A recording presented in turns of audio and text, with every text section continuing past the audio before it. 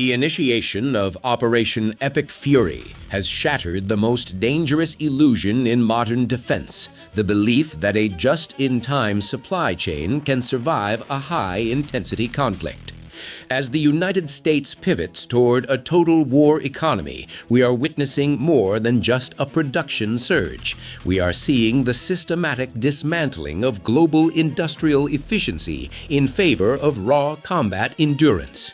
This is the moment where the market ends and the arsenal begins.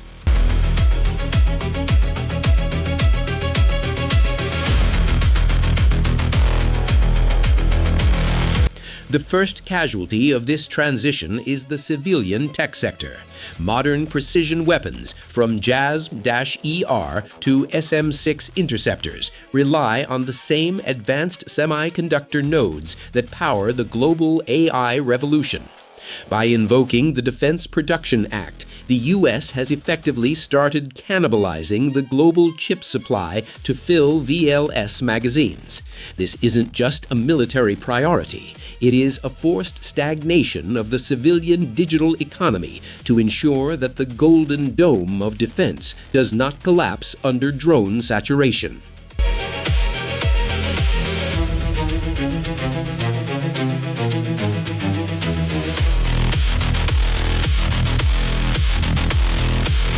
Replacing 1,000 JASM-ER missiles in a 30-day cycle is an industrial impossibility under current conditions, requiring a lead time of over 2.5 years. The massive demand for aerospace-grade titanium, carbon fiber, and specialized propellants is driving a global commodity surge. This war-induced inflation is no longer localized. It is a systemic shockwave that increases costs for every industry, from commercial aviation to heavy manufacturing, as the American defense industrial base hits its hard ceiling.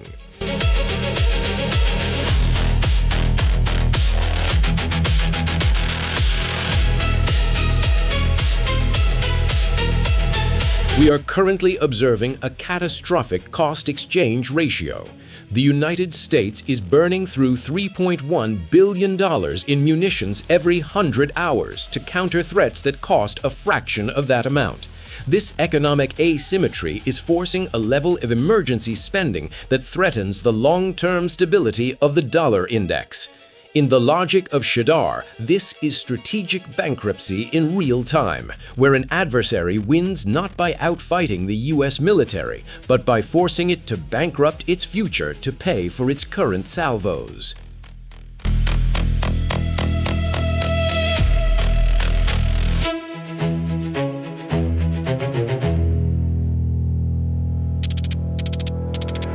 As American factories retool for war, a profound strategic hollowing is occurring in the Indo-Pacific.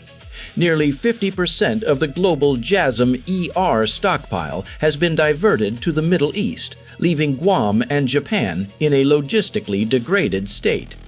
This shift creates a vacuum in global trade and security. While the U.S. is locked in an industrial struggle to replenish its magazines, secondary powers, specifically the PRC, are poised to fill the economic and military gaps left by a superpower spread too thin.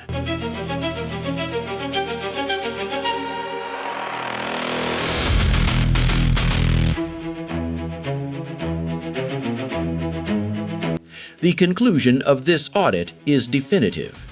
The era of hyper-efficient global supply chains is over.